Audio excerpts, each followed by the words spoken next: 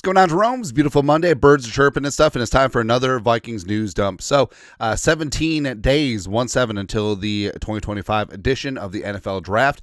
And cycling through, Vikings drafted number 17 overall. Back in the day, 1974 linebacker Fred McDaniel, UCLA. Now, he had a solid career. Had started 122 games for the Vikings over a decade plus in purple. Love to see that. 2006, Chad Greenway.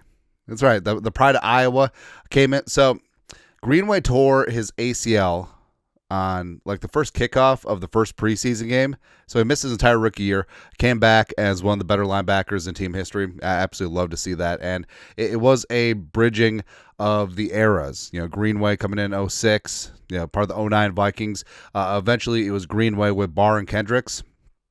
It's good to go, man. And also last year, outside linebacker Diamond Dallas Turner, who upside is there, man. So now hopefully he can get some more run, even though it's tough behind two Pro Bowl outside linebackers. But the talent is there. He's working his ass off, and I think that he's going to scale and have a very, very good career. Like him and JJ McCarthy are going to prove all the haters and the losers wrong. Well, Kwesi can't draft. Well, he drafted those two. We'll see what happens. Also, so absolutely blown away by this. April draft month fundraiser, all Venmos, Cash Apps, Super Chats during the live streams will be donated to Twin Cities and Seoul, South Korea adoption charities and support organizations. We talked about how it's very close to me. Well, it's extremely close to me. Like I was adopted from South Korea, and just resources are needed to try and streamline this process. And a lot of very needy kids and a lot of families that want to grow, and just it's something that's really beautiful and something that hopefully we can bring together more by paying it forward. And the Jeromes have been absolutely crushing it. So we set a goal of $2,500 for the month. We're already at $1,200, so we're gonna jack that up a little bit too. And also like the live streams during the draft. And I think we'll do like first round live stream until the Vikings pick. Generally what we've done in previous years. It's what we'll probably do. But that's always fantastic. So again, thank you very much. Thank you very much, everyone who's donated and everyone who's going to donate. Again, it's a cause that's very, very close to me, and thank you very much. Yeah.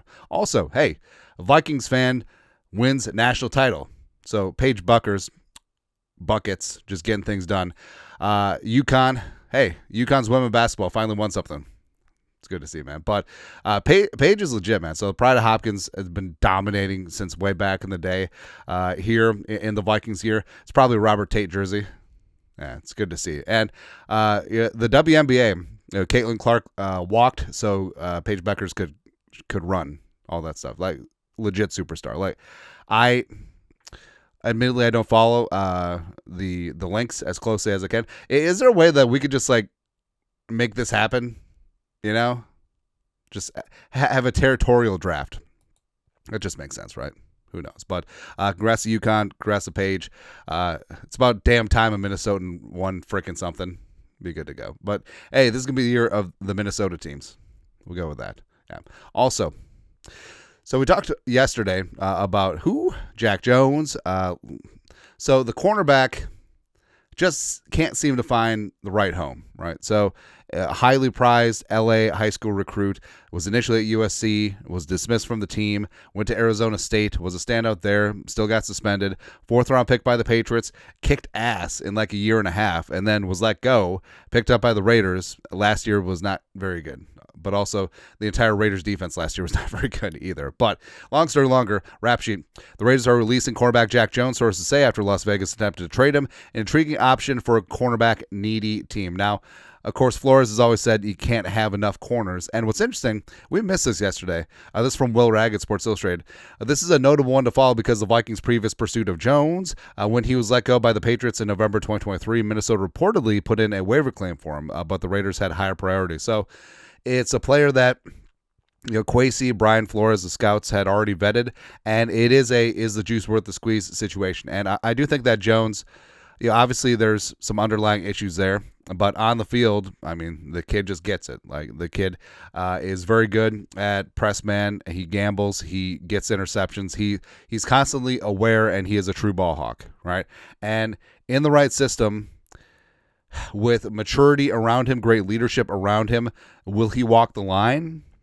I don't know. Like I would be okay if the Vikings tried to find out, because he's going to sign somewhere for cheap. Like, it's not going to cost a lot.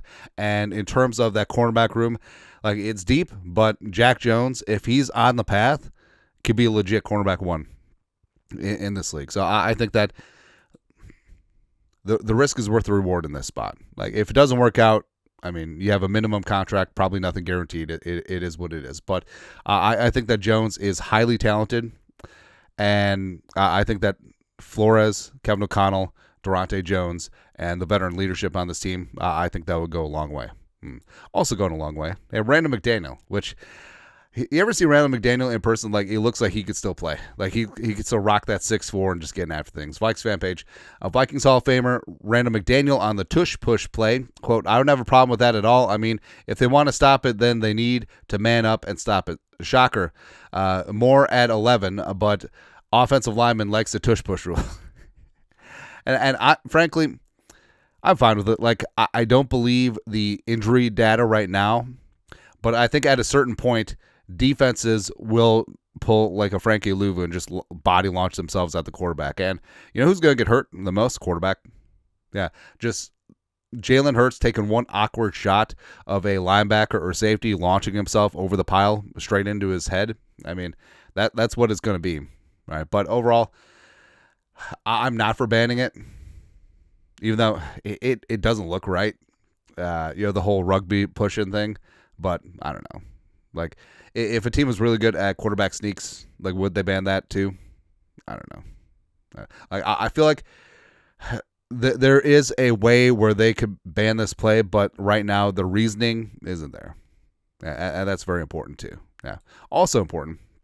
So, reportedly, the NFL isn't going to invite that many players to the NFL draft first round on Thursday in a couple weeks. Now, part of it is a lot of players turn them down, because I think after the COVID year, a lot of players, also since they've been moving the draft around, because when it was in New York, Radio City Music Hall, like, that was destination. Like, that was New York City, man.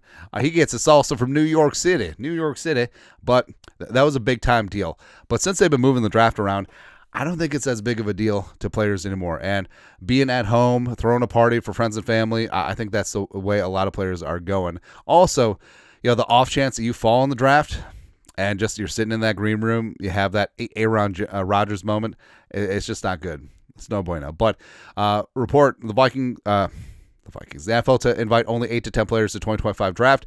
LSU's Will Campbell's on the list. Will Campbell's probably going to be the first offensive line taken, probably a top 5 pick.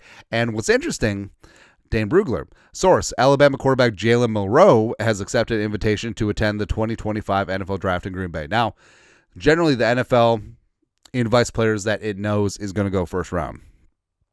And with Milroe, I mean, a lot of people don't have him as a first-round pick. Day 2, sure, but there's questions about the arm. There's questions about him as a passer. I mean, as an athlete, as a runner, it's certainly there. But basically, the NFL is saying we have it on good authority that he's going to go first round. Now, what makes the most sense? Everyone's saying the Steelers at 21. But what if something wild happens? Say Shador is off the board. Say the Giants take Shador. Cam Ward 1, Shador Sanders 3. What about the Saints? So the Saints have been tied to a quarterback, and notably Shador Sanders, for a long time, and they got to weather one more year of Derek Carr. Could Milroe go at 9? Could that be the shocker of all shockers? I don't know, but obviously there must be a good reason for them to invite him to Green Bay. Well, maybe they're inviting a lot of people because they know that no one wants to show up. That's it. But Milroe, I mean, obviously the NFL knows something, right? That he's likely going to be a first-round pick, because I don't think that they would invite him if he's going to be a third-round pick and just sit there for 2 days. Probably not going to happen. Also, it's going to happen. Hey, so the wife and I are always looking for shows to watch. Right now, we just finished 1923, which, controversial. I didn't mind the ending. I wish the pace would have sped up a little bit more throughout season 2. Also, we're watching The Pit. I fell in the pit. It's pretty good. Happy Face is good as well. And we want to watch The White Lotus, except we watched an episode. We just can't get into it. I don't know. Long story longer. The latest episode, season 3, episode 8, Amor Fati. Amor fati is the title of the episode. Thor Nystrom, fellow JJ McCarthy propagandist, full-on McCarthyism. One of the best shows on TV paying homage to JJ McCarthy. You love to see it. Nailed it. Because, of course, JJ McCarthy, amor fatty, loving one's fate, all that stuff. But really what it is, as we pointed out ad nauseum, it was J.J. McCarthy's instructions to Kwesi to build in the trenches. More fatties. That's what it is. But no, McCarthyism is spreading. Something that's fantastic. Also, actually, we got nothing else. Anyways, yeah, start of a new week. It's Monday. Get grinding. Start whooping somebody's ass. Get after things, man. I love it. You guys are the best. You know what to do. Skull, production value.